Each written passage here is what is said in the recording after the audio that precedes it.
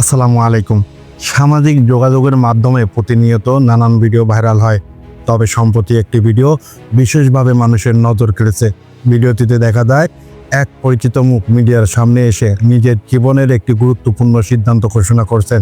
পরে জানা যায় সেই পরিচিত মুখটি জনপ্রিয় ইউটিউবার ও অভিনেতা হিরো আলম। ভিডিওতে তিনি নিজ মুখে 3 বার বলেন, আমি রিয়া মনিকে তালাক দিচ্ছি। তালাক ঘোষণার পর ভিডিওতে আরও দেখা যায় তিনি দুধ দিয়ে গোসল করছেন, যা ভিডিওটির নতুন আলোচনার জন্ম দিয়েছে।